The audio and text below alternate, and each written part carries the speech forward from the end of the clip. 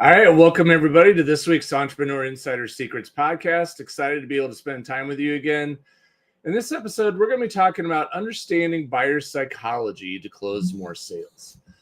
Now, obviously, for business owners, this is a very important topic. And,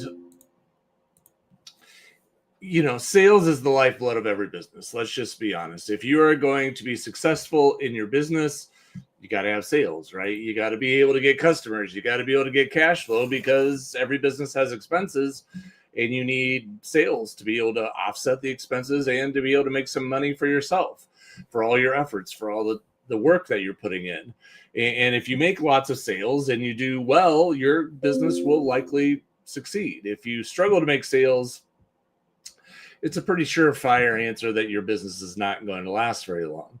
So this is very, very critical, and it's really a make or break point for most every business. And the challenge with all this is I meet people all the time who view selling as like a special skill. They view it as like, can you dunk a basketball? Well, no, I can't dunk a basketball. Okay, well, can you sell? No, I can't sell because I don't have that skill. I don't have the skill to dunk a basketball. I don't have the skill to sell. And I want to debunk that today. And selling is not a special skill. Some people do have special skills in life. You have abilities to paint. You have the ability to write. You have the ability to, play a sport or something that other people just don't have at that same level.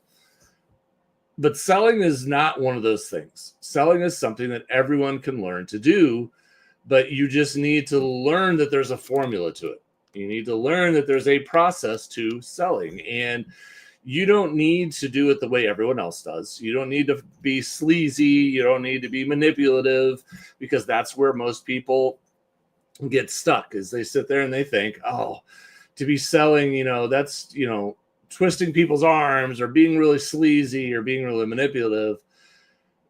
No, that's the best salespeople are not that. There are salespeople out there like that. I'm not going to disagree. I'm not going to say that doesn't happen, because clearly there are. But that's not necessary. You do not need to be that. And so what we want to talk about today is some of the things that go into selling. How do you sell? How do you sell well? How do you make this? How do you become skilled at this? How do you learn this skill so that you can make sales, so that you can get people to say yes? So the first thing I'm going to do today is talk about the psychology behind buying decisions, because if we're going to learn how to sell, one of the first things we need to know is how do people buy? What is going through a person's head when they make a buying decision? Because we all buy, right? We all go to stores, we all go online, we all go to different places, and we make buying decisions. And we all do those things. These are not unusual things. In fact, some of us make buying decisions basically daily. We go and buy different things. Some things are small and some things are larger, but we're still buying things. We're still making buying decisions. And we need to understand why. Why did you choose to buy this item and not that item? Why is it that you chose to go online and buy this person's course and not buy something different? What was it? Well, first of all, the first thing we have to understand is basically all buying decisions are driven by emotion, and they're justified by logic. So when you think about that, the reason you're making a purchase, and I'm not talking necessarily about things like food or things like that, things that you need to survive, because, well, even though there is some emotion with that, because you don't want to starve to death, you're buying food on the basis of the fear of, I don't want to starve to death, so I'm going to buy food so I have something to eat so I could continue to survive. But on other basis, on things that are more just like wants than just core basic human needs, we all have a reason that we buy something, because we look at things and we will say, I really like that. I really desire that thing. Like for me, one of my big things that I love, and my hobby, as I've mentioned many times in the past, is collecting sports cards and memorabilia. It's something that I thoroughly enjoy. And in fact, this past week, I went to my local card shop where I have lots of friends there now, and I go and hang out. Sometimes I just need a break from work and other things. So I will literally go sit and sort through an old boxes of old vintage cards. And I'll spend an hour just sitting there sorting through, finding ones that I like, finding ones that I want, and making a little stack and walking out with a little stack of cards at the end. And, that to me fills an emotional need. It's relaxing to me. It makes me happy. It makes me feel like I'm discovering treasures, and it's filling that emotional need. And then I justify it with, is this a good deal? Is this the right price? Other people would say, no, that's not appealing to them at all. So we have to understand the emotional needs of our clients. What is it that they want? When you think about your ideal client, what is the emotional trigger that's going to make them say yes? What is the thing that they want? And all of us have those things. Okay. If you want to be a person that's I'm tired of working for someone else. I'm tired of going to this job and working for someone else and working for a boss that doesn't appreciate me, doesn't treat me well, doesn't pay me what I'm worth, and just uses me. And I'm sick and tired of it. I want to do my own thing. Well, there's an emotional driver behind that. The desire to be free, the desire to be independent, the desire to control your own fate. So you have to understand what those emotional drivers are. You have to understand what is the reason that's driving the buying decision. And it's almost always emotion. There's something there, a desire that's unfulfilled, or a pain point from a problem that they're facing. There's something there that's driving the buying decision, and you have to identify that. You have to figure out why that is, and you have to understand what is it that they're looking for, because it's always one of those two things. It's either I have something that I want in my life that I currently don't have, or I have a problem in my life and I need to solve it. And this problem is causing me pain, so I need to do something to solve this thing. I need to do something to solve the problem. And then once they see what it is that you put out there, once they see what it is that you've created, you need to have some, what is one of the next things that happens? So especially if you're buying online, let's just think through this buying decision. You're looking online. Let's say you're looking on Amazon for something, and you found something that I think this may do what I'm looking for. I think this may be the answer that I'm looking for to solve this problem, or that I have. I think it may be it. So what's your next step? Well, if you're like most people, you go read the reviews, right? You want social proof. You want to have some backing that, like, okay, if I go read the reviews of this thing and 10 people say, this thing's a piece of junk and it falls apart and doesn't work, oh, never mind. Okay, so first of all, now that we know the emotional triggers, we know the desire, we know what people want, we know why people are going to be triggered into looking for a solution, why they're going to be triggered into looking for something. Now we got to be able to back it up with some social proof. We got to be backing it up with testimonials. We got to be backing it up that we have the authority, we have the ability to solve this problem for them. Because that's the next thing. And if you see a bunch of people say, yeah, I bought this was great. Yeah, this did exactly what they said it would. This is exactly this is exactly what it looks like. Wow, maybe I should buy it. Maybe I should give this a chance, because it could be exactly what I want. And so you have to do that. You have to have social proof. That's why you have to show some evidence that you've gotten results for people. That's why you got to show some testimonials. You got to show some backing, some proof that if you're a coach that can help people get results in this area, do you have any proof? Do you have any evidence showing that you can get results for people? Because that's important. It's very important to be able to do that. And next is, sometimes, people are there, they've identified what they want, they see it, and they believe that this is the right thing, but yet there's something about them not wanting to make that next step. They're not wanting to take action quite yet. And so they delay. They don't want to do it. I want to just, I'll think about it for a while. Okay, well, usually when someone says, I want to think about it for a while, that means they're not going to buy. That's usually what happens. I'll come back even if they're well intentioned. I'll do this in 3 months. No, you won't. No, you won't. It's not going to happen. If you're not convinced to buy it now, you're not going to do it. So how do you deal with those issues? Well, you have to create some scarcity. You have to position this as, well, okay, for everyone who joins this week, for everyone who joins in the next few days, whatever it may be, we're going to discount the price by X dollars. And after that date, the price goes back to this price. So you can certainly join in 3 months, but I want you to know that it'll be back at the full price because we're running a special promotion right now. Or maybe you say, everybody who joins right now gets the following 3 extra bonuses. And again, we're only offering that for right now.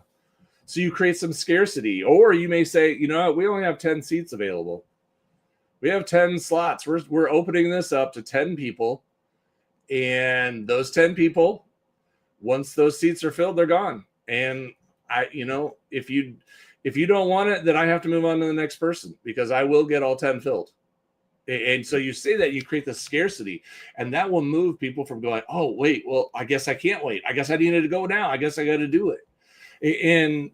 And that becomes very, very important again. So you see how this psychology starts to come into play.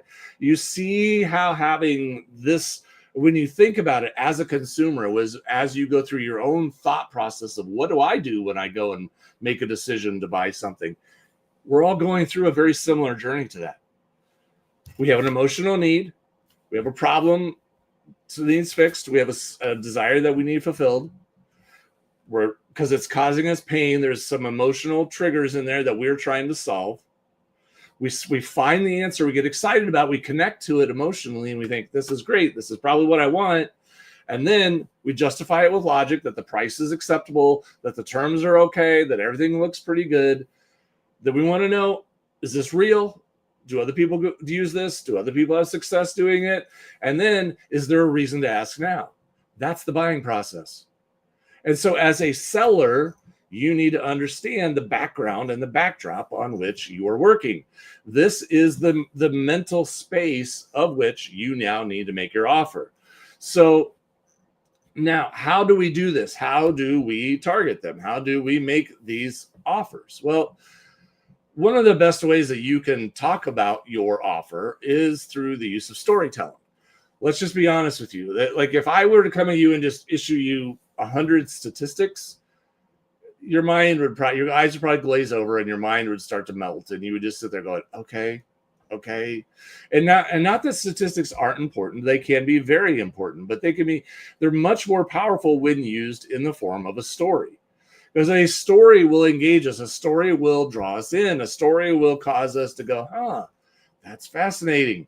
That's something that I didn't know. That's something that is very, very interesting. And you're following along on the story. And if the story is told really well, you're seeing yourself in that story. And then as the story goes along and you're hearing these little facts and figures thrown in and mixed in, you go, this is exactly what I want. And so what I'm going to give you here is really a 4-step process now for how do you tell your story? How do you tell your story? So if you're going to give a presentation, if you're going to go out and you're going to do a free workshop and you're going to give a presentation and at the end you're going to make your offer, I'm going to give you the 4 basic elements that you need to have right now. So let's do that. First thing you should do is introduce the problem.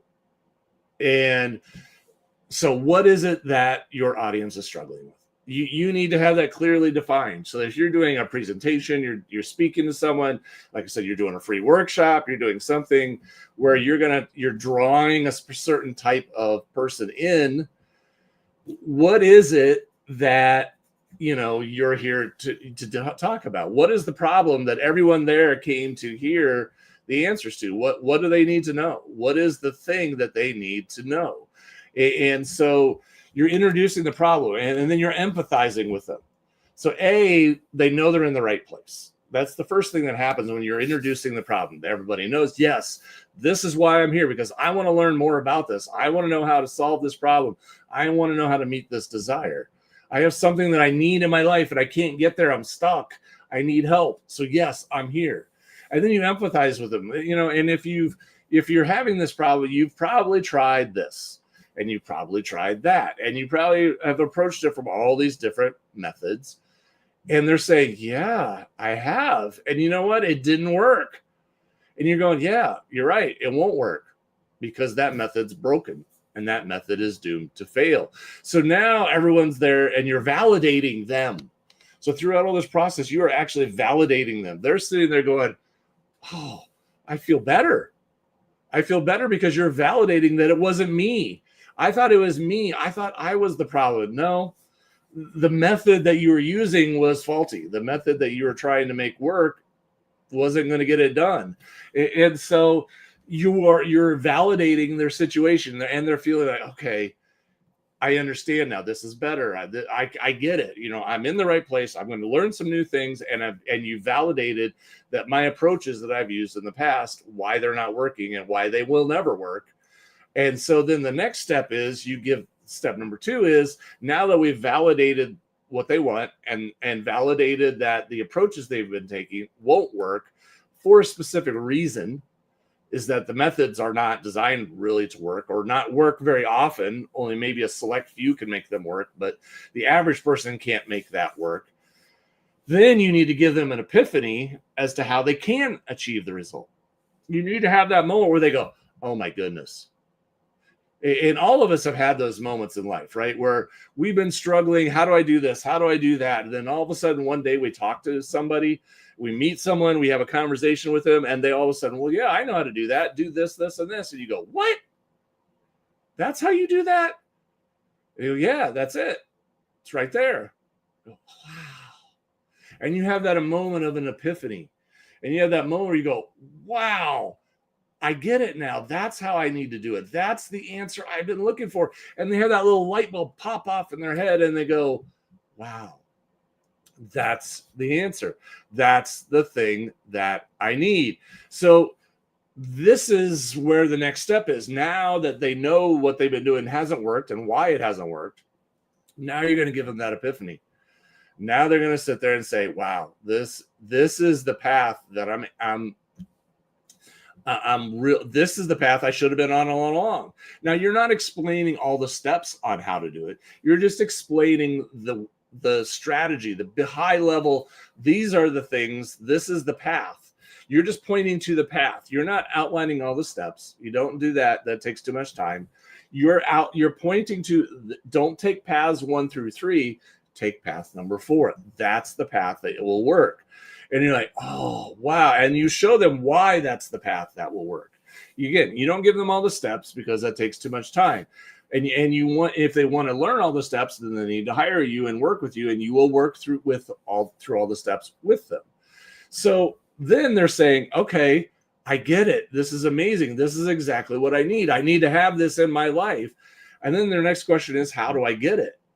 And so now you're going to tell a little bit more about yourself, and you're going to talk a little bit more about your journey, about why you're qualified to, why do you know all this? Why do you have these answers? Why do you have these solutions?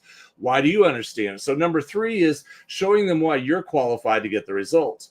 And you show, well, the reason that I know all these things is because, and now you're going to give some hard examples. I was in that position. I was unable to have success. I didn't get the results that I wanted. And bam, now all of a sudden, I'm killing it. I'm doing exactly what I wanted. I figured it out. I got the solution. I made it work. And look at the success that's coming our way now. It's incredible. We're having amazing success, doing amazing things, and we're doing all that. And so the audience is now going, well, I want that. I want that for me. Like, can you help me? And do you realize where the audience is now positioned? They're almost begging you to make an offer to them. They're almost asking you, can you help me? Because you did it. I want that too. And we've all had those moments where you realize, I'm talking to the person that knows how to do it. I'm talking to the person that knows how to get a solution. And so you're almost like, can you help me? Which leads us to step number 4, which is make your offer. Whatever that offer is, and that offer just aligns perfectly with your story. So you see how this whole story arc starts with we're addressing the problem. We're validating why they're not getting solutions because they're using the wrong methods. We're giving them an epiphany of what the right strategy or method is.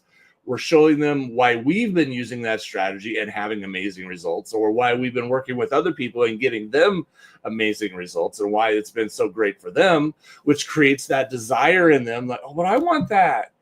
I want to be that person. I want to have that result. I want to have that outcome. And then you say, well, okay, great. Here's how you can do it. Here's your first step. Schedule a call and we'll have an interview and we'll have a time where we meet and we do all these things. Or perhaps, let's set up here's where you can join my program. Here's how you can purchase it. Here's how you can do it. And again, all of these things it's a very simple process once you get there. Now, a few things to keep in mind as you make that offer, as you're putting it through there. If you're like most people, you're going to have competition out there, right? You're going to make your offer to do these things, and there's going to be other offers out there that people are aware of, other coaches, other consultants, other people that they could work with.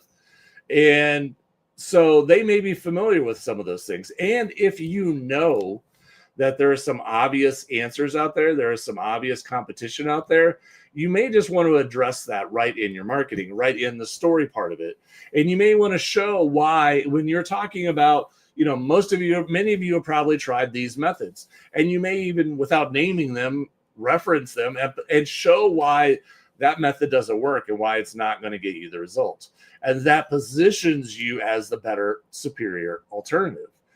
Or maybe even to get people to really act. We talked about earlier is incentivizing people to take action now, because at the end, that is important. You do need to incentivize people to move and to take action, which means you got to put the carrot out there. You got to put a carrot out there to get somebody to want to move, to get somebody to want to take action. These are all very important things. Now, what you can do is when you're making your offer, you can bundle extra products and services together to make the perceived value, look even greater. Maybe you have a coaching program, but you also have a course.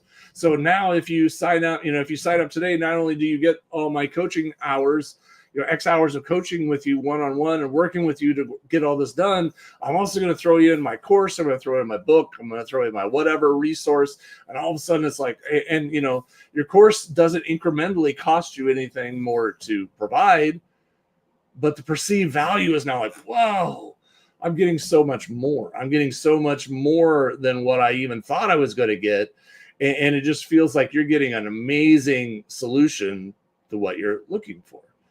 And then the last thing you want to remember as you're making your offer is you want to make it seamless and simple. We don't want to make 5 options for people to buy. Okay. We don't want to confuse people. We don't want to put out there and say, hey, excuse me, if you're in this position, buy this product, or that position, buy that product. Because what you do is you start confusing people. Oh, I don't know. Should I buy this? Should I buy that? It's too confusing. It's too many options. I don't know. And it becomes hard. When we make offers, it's very simple. Like, go here to buy, or if you don't want it, you don't want it. It's very simple. Or go here to apply to work with us, or don't. It's a very simple binary decision. It's not I got 5 options to think through, and it's like standing at the buffet line and you have all, 25 different food items, and which one am I going to take? It's overwhelmed sometimes. You don't want to do that. And again, so you want to make it simple. You want to make it a simple yes or no decision. This is for me or this is not for me. And you want to make it easy for them to make that decision. Because if it's not for them, then you don't want to work with them anyway. At some point, not everyone's going to be your ideal client, and that's okay. That is perfectly fine. That is normal in marketing and sales. Many, many people will not be your ideal client. The goal is to not worry about them, but to worry about the ones that are, and to focus on them, because those are the ones that you can make a difference with. And lastly, again, make sure you have urgency and exclusivity in there to make them feel like, hey, I need urgency to make me want to, act now, and exclusivity to make them feel like, hey, this is a limited time thing, or this is only for 10 people, or this is something that is just going to be for me, and it's not just going to be for everybody. And you feel special. You feel better, and you feel different by doing this as if you weren't. And so you want to make all of that very, very attractive to your potential buyer. Now, to back it up even just a little bit in front of that, now once you have your presentation there, if you want to bring people in, like I say, if you're going to do a free workshop and you want to bring people, and that, that 4-step process that I just outlined is a great way to conduct. If you want to create your presentation, those are like 4 really good like the 4 corners of a track that you should be running around when you're making your presentation, the 4 guideposts that you should make sure that you hit as you're creating and structuring your presentation. But how are you going to get people to sign up for that? Real quick, I'll hit that for just a little bit here at the end. One of the things that I use very, very frequently when I get people to register for a free event, like if I'm doing a workshop and I'm going to hold a workshop for people to come and to learn more about our services and to make people the offer and the opportunity to come and work with us, I use this very simple formula called problem, agitate, solve in my registration page. When I create a little registration page, I use this little formula. And problem, agitate, solve is very simple, and it works incredibly well. And I am very, very good at getting people to register for our events very, very cheaply and very economically. And I can get huge numbers of registrants simply because I follow this little formula. So what is it? Problem.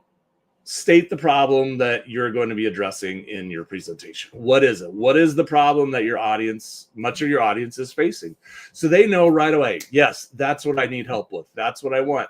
I want to be on this presentation because I want to hear the answer. So you want to talk about the problem. Then we talk about what that problem is costing them. Agitate. Like, are you a person who's struggling with X, Y, and Z? Or do you want to do this but can't seem to quite figure it out? Yes. Well, if so, you're like many people. And as a result, you're probably also facing, and then you list a few things. Like somebody who has, an issue with this one area, our lives are not in silos. So if you have a problem in one area of your life, it's not isolated to that part of your life. It's affecting multiple areas. So, for example, if you are having health problems, if there's something with your health that's not going well and you're having this health issue, it's probably also affecting your work. It's probably also affecting your family and your relationships. It's probably also affecting just your general energy and your ability to get things done. So not only if you solve this health problem, not only are you solving the health problem, but you're allowing yourself to be better at your job, at your work. You're showing up happier and more full of energy in your relationships. You're just feeling better about yourself. You're more productive. You're able to have a better quality of life. So when you're doing problem, you're talking about the problem they're facing, then you're agitating the problem to show what it's really costing them. So if you're facing this problem, you're probably also dealing with, and start listing some things out. You're struggling with all these other things as a result, because you want them to feel the weightiness of what this is costing them. You want them to feel like, because too often we get in this mindset of like, oh, I'll just deal with it. It'll be okay. I can handle it. It's not that bad. It's okay. No, you want them to understand the weightiness of this. By not solving this issue, by not dealing with this thing in your life, you now also have this, and this going on. And it could all go away if you would just deal with this problem. And I can help you. And so the problem identifies what the problem is. The agitates the problem to give them a good understanding of what this problem is really doing to them and what it's really costing them. And then solve is, I have a solution for you. Join me on this free training. Join me on this free workshop, and I will show you how to overcome it. And that is a highly, highly powerful registration page formula for getting people to show up. I have had immense success with that simple little 3-part formula. And you can do it in a nice way and do it using your audience's language. Make sure you're using words that they would use.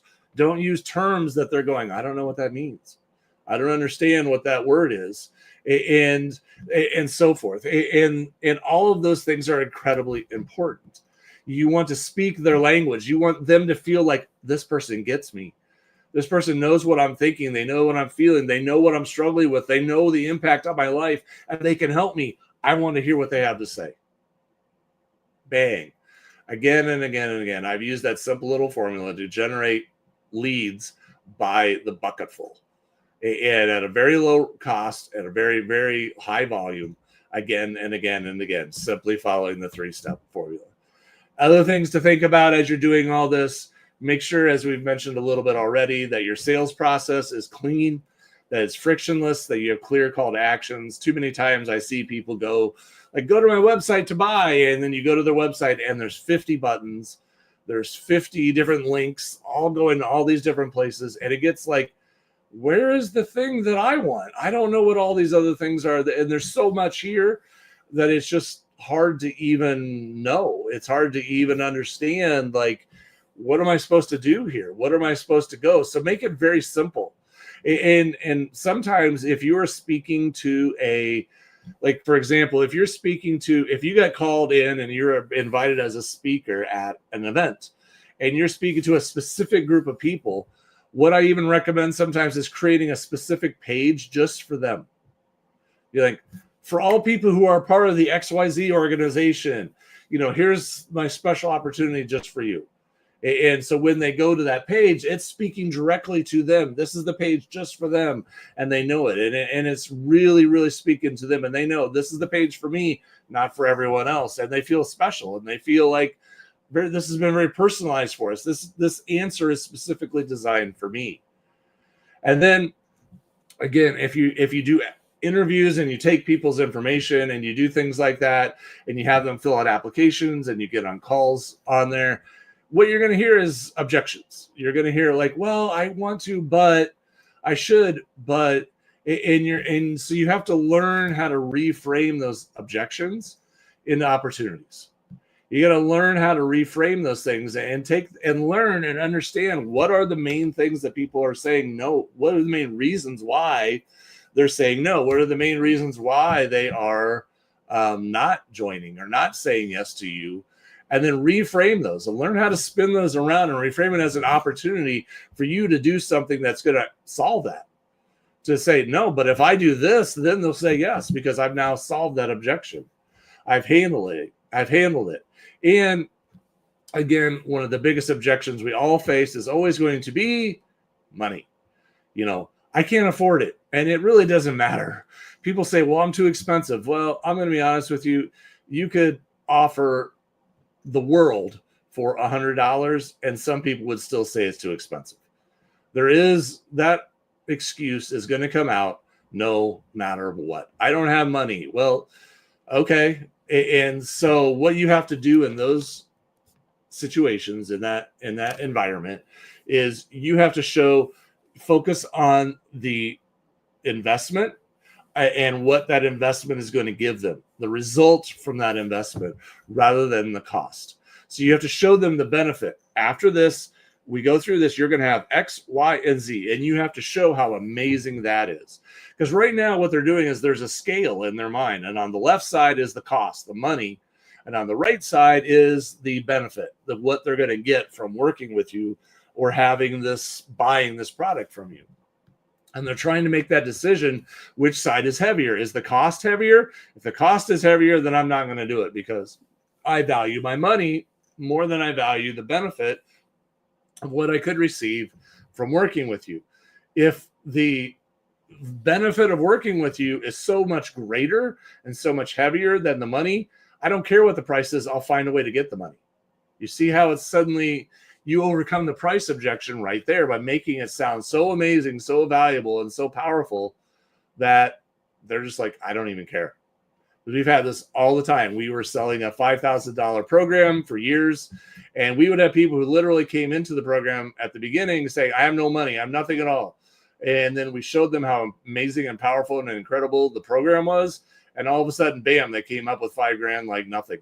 And you're like, I thought you didn't have any money. So keep in mind when people tell you they don't have money, sometimes they're not always being honest. I hate to say that, but it's true. Sometimes people say things just to make an excuse, and it's not even necessarily honest. And so don't let that stop you. Just show them the immense value that you're going to offer them and to give them. So we've covered a lot of ground today. We've covered a lot in the sales process, and I'd really recommend if you're listening to this to make sure you go back and maybe listen to it a couple times, because this is a lot and there's a lot of meat in here for you to follow. But the main things I want you to get out of this is you need to understand that selling isn't about manipulation. It's not. It's never has been. The good salespeople are not manipulative. There are those out there, but those are the bad salespeople. The good salespeople understand buyer psychology. They understand why people buy. They understand why people make buying decisions. And so if you can get good at that, and if you can understand the why, but the stuff that we talked about early on in this episode of why people buy, why it is important that why they say yes to making a purchase. And if you can understand that, and then you can frame your offer around that and tell a story that encapsulates that, it's hardly even selling. You're just laying it out in front of them and people are going to buy. So it's really about aligning your sales process with the psychology of your buyer. And if you can do that, and if you can tap into the emotions, you can build trust, build perceived value, you will close more sales while building stronger relationships with your clients. Plain and simple. It's not about being manipulative. It's not about being sleazy. It's about understanding the framework, understanding the psychology, understanding the process and the steps involved. If you can do that, you can sell no problem. But you have to be willing to take the time to learn the skill. And if you can do that, you can start writing your own checks in life. So that's a lot. That's a lot for us to cover in one day. I hope this was very helpful to you. I hope you have an amazing day, and I will see you again in the next episode.